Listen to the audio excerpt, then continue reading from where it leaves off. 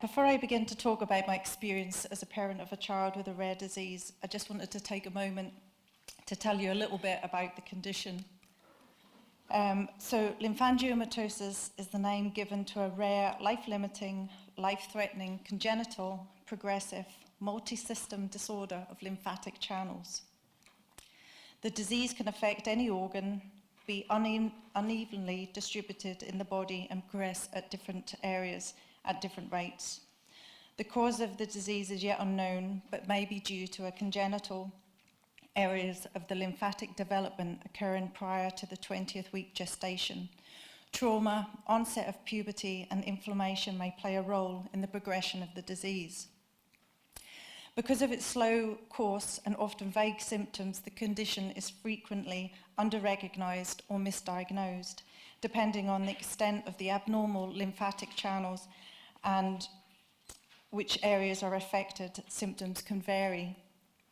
And I want to mention at this time that although I'm here to talk about my experience as a parent of a child with lymphangiomatosis, our patient group also supports people affected by Gorham-Stout disease or vanishing bone disease.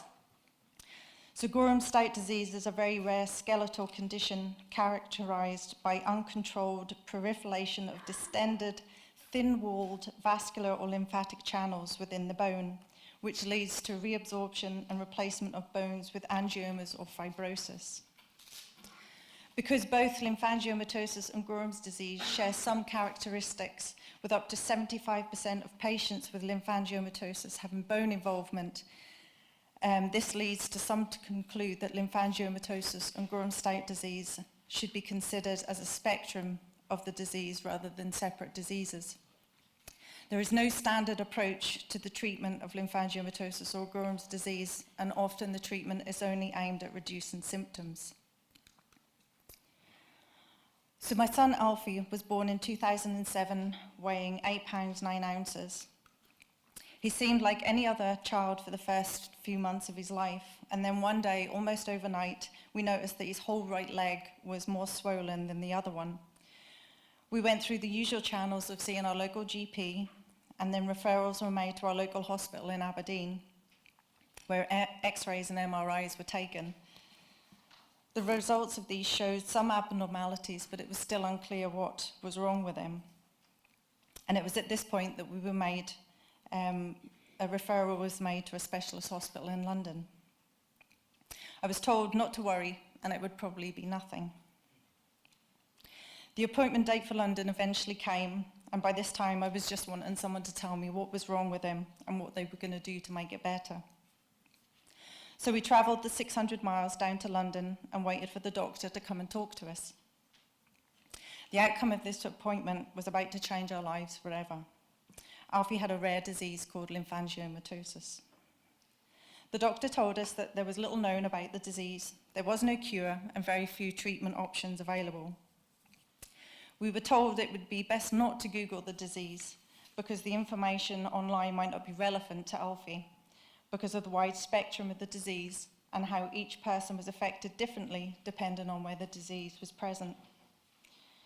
We asked if there were other families that we could talk to, but was told that it would probably not benefit us because each child is affected differently. The doctor told us he would arrange a follow-up appointment for a year's time, but in the meantime told us to go home and wait and see what happens. So it actually only took 3 appointments over the course of 18 months to get a diagnosis, which in the world of rare diseases is quite quick. After the year of not knowing what was wrong with him, I thought once we had a diagnosis things would get better. But having the diagnosis only led to more questions and more uncertainty. What does this diagnosis mean for my son? Was the disease going to spread to other parts of the body? What should we be looking out for? Of course, the first thing we did when we got home was we Googled the disease. And the literature told us that he probably wouldn't reach his 5th birthday. I felt totally powerless. How was I supposed to help my son if I didn't know what was happening to him? Nobody could tell me why or how this had happened, and there was no information or guidelines on how the disease would progress, No treatments were offered and no support was given. I felt very frightened and alone. On reflection, what happened next is quite terrifying, and I feel quite ashamed of my ignorance and the fact that I didn't question things more. Alfie spent the next year floating around the healthcare system. We attended a few checkups at the local hospital, seeing a different doctor each time. We had a few routine blood tests done, but were never told the results. Over time, he started crying more, and when he became quite a miserable child. Was he just a grumpy baby, or was this part of the disease? I didn't know. I didn't have anyone to talk to. I remember on one occasion we ended up at an out-of-hours surgery, or GDocs, because I was worried about him. I thought I'd seen blood in his stools. On the second occasion, we went to an accident and emergency, as his already larger leg was changing colour, like it was badly bruised. And I explained to the doctor he had this rare disease and that we were seen at both our local hospital and also at a specialist hospital in London.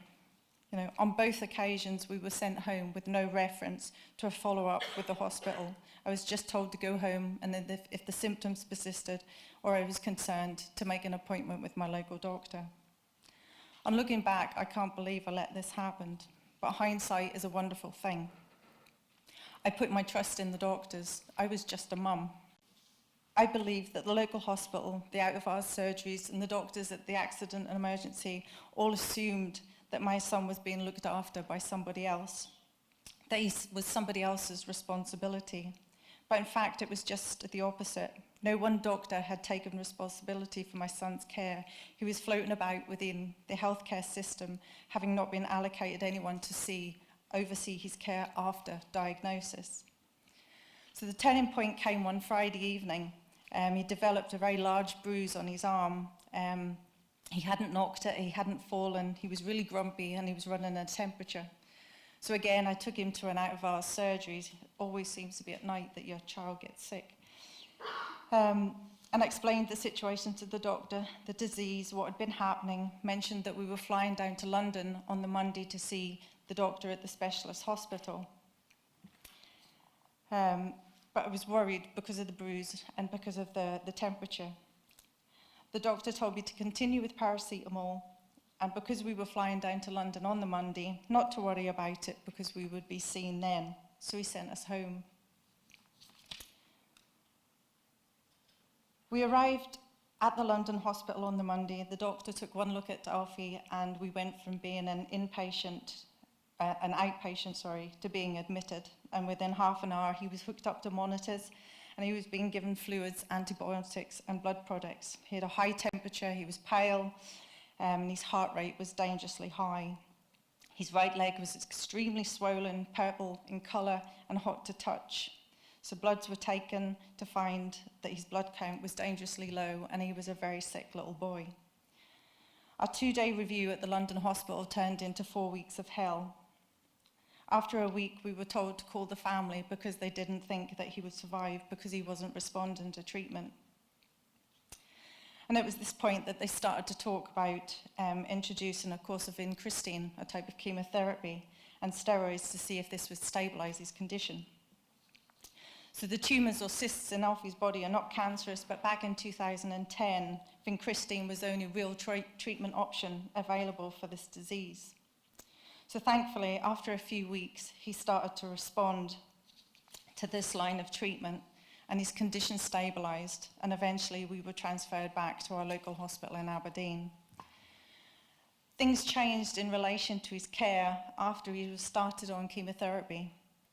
We were referred to the oncology team, and a treatment plan was put in place. Suddenly, the doctors listened and took my son's disease seriously. We were given a clinical nurse specialist as a point of contact. If I had any worries, I just had to get in touch. And we also had open access to the medical ward at our local hospital. So day or night, if Alfie was unwell, I just had to pick up the phone and I could take him in. Alfie's course of chemotherapy lasted 2 years. During this time, we were admitted at least once a month for 4 to 5 days at a time due to unexplained high temperatures and infections and problems with low platelets. We learned to always have a bag packed, as the next admission was never far away. But having the support of the oncology team at this time was a godsend. The chemotherapy was never going to cure his disease, but we knew he would be able to take it for a short period, and that would give us time to explore other treatment options. Okay. I feel very upset and angry that it had to get as bad as it did before someone took responsibility for my son's disease. His disease is not cancer, but the services and support that we were offered, or that is offered to patients with cancer, is fantastic. And during this very difficult and uncertain time, this was exactly the type of care and support that we needed. In the last 8 years, Alfie has spent a lot of time in and out of hospital. Routine appointments with oncology for checkups and treatment, cardiology to check his heart because of the side effects of some of the medication that he's on, gastroenterology because he has problems with his stomach, physiotherapy, orthotics and wheelchair services because he has mobility issues.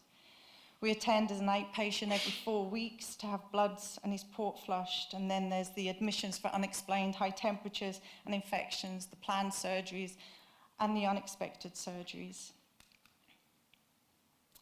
6 monthly visits take us down to London Hospital, where we travel 600 miles to stay a few nights to be seen at the vascular clinic, leaving my eldest son at home with his gran. My husband having to take more time off work. Being self-employed means that while we are away, there is no money coming into the house. You know, time off work, it adds a financial burden to an already stressful situation. I myself have not been able to go back to work because of the excessive days off school Alfie has because he's unwell, accompanied by the number of hospital visits we have. My son tries to keep up with his friends and he wants to be just like everybody else, but the disease has put restrictions on his life. His fragile bones, his poor mobility, the fatigue and pain that comes with the disease. I think he handles the disease far better than me, emotionally and physically. As a mother watching, as much as I tell myself to focus on what he can do and be positive, on the bad days it's all too easy to dwell on things that he's missing out on and things that he will never be able to do. Nobody prepares you for this, the stress it puts on you as a parent, on your relationship with your partner, the guilt you feel when your family life is disrupted again because of another hospital admission, and your other child has to go on yet another sleepover with family and friends.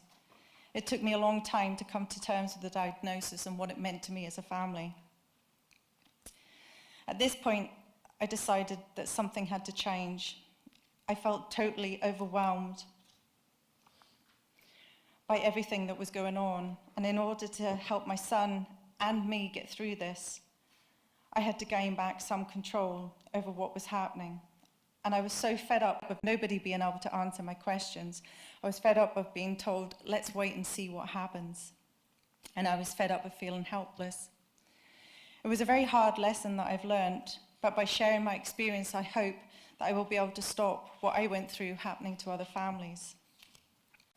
So in 2011, after things had settled down and Alfie's condition had stabilized, I founded the Alfie Milne Lymphangiomatosis Trust. I knew that the best way to help Alfie was by finding other patients and by funding research to help find better treatment options that will give him and others hope for their future and a better quality of life. So our board of trustees is made up of friends and friends of friends, and we hold our monthly meetings around my kitchen table. You know, these friends give up their time to attend meetings and fundraising events to help the charity achieve its goals. You know, I want to be able to provide information to help educate patients and their family members, provide general support to patients and their families, and to increase public awareness within the medical community, and also to raise money for vital research. We are the only patient organisation here in the UK, but work closely with our partners, the Lymphangiomatosis and Gorham's Disease Alliance in Europe and in the US, and the Lymphatic Malformations Institute, also in the US. Working together means that patients and families, wherever they are in the world, have access to the same information and support. Patient groups like ours play an important role by raising awareness, providing information and resources for the public, patients, and medical professionals. We are often the main and only source of information for newly diagnosed patients and their families. When Alfie was diagnosed, we were told by the doctors that because the disease affected each child differently, it would not benefit us to speak to other families how wrong they were. Through our online Facebook support group, we have found and talked to over 30 patients and their families here in the UK, a further 20 in Europe, and over 200 in the US. Talking with other patients and families does help. Just knowing that you are not alone, having a place to share your experience with others that understands helps. Now, 6 years on, my experience allows me to help the newly diagnosed families that are struggling to come to terms with the diagnosis. We can give them access to information and direct them to doctors that have experience in our diseases. Educating patients and parents on the disease after diagnosis is crucial. Knowledge gives them the confidence to ask questions. Knowing the signs and symptoms of the disease can be the difference between life and death. Often the patient will become the expert, as some doctors will only ever see one case in their entire career. I want to mention at this point the struggles that our patient community face trying to find the right care. Due to the complexity of the disease, patients benefit greatly from a multidisciplinary approach. We are very lucky to have Great Ormond Street Hospital and their team of doctors to look after our children, but sadly, there are no specialist services here in the UK for our adults. Patients are often just seen at their local hospital, and it is their symptoms that are treated rather than the disease. Because of this, we have patients travel as far as the US to have surgical procedures done, costing them personally hundreds and thousands of pounds because the procedure is not available here in the UK. And in the last month, we've arranged 5 adult patients to travel to Madrid to attend a vascular anomaly clinic at the La Paz Children's Hospital, organised by a Dr. Juan Carlos Lopez. The consultation itself is free, but the patient still has to pay for their travel and accommodation to stay there. And we hope to be able to arrange more clinics like this in the future because there just isn't anything here in the UK for our adults. With our disease being so rare, I believe it is very important to work together with our European and international partners. Together we have a larger patient community to learn from, a larger network of doctors that we can approach for help and advice, and collectively we have more funds to dedicate to supporting patient projects and research. I believe we are very lucky to have a good working relationship with our partners and are very proud of our collaborative funding achievements. Together we have funded international patient and family conferences, science and medical conferences, research at Great Ormond Street Hospital. Patient information is now available in 6 languages to help our non-English speaking families, and have funded research through the University of Pennsylvania's $1 Million Bike Ride program. These achievements could not be possible if we hadn't been working together. I take every opportunity to raise awareness of my son's disease by getting involved in rare disease events, attending medical conferences, having articles in medical journals and magazines, which allows us to reach out to patients and network with the medical professionals. I'm very grateful to Find a Cure for giving me this opportunity today to share my experience. At the beginning of my journey, I felt like a very small fish in a very large pond, alone and frightened. But over time, by finding other patients and connecting with other groups and organisations, it has given me support and the courage to stand up and be heard. Because together we have a voice, together we are stronger, and together we can achieve more. Thank you.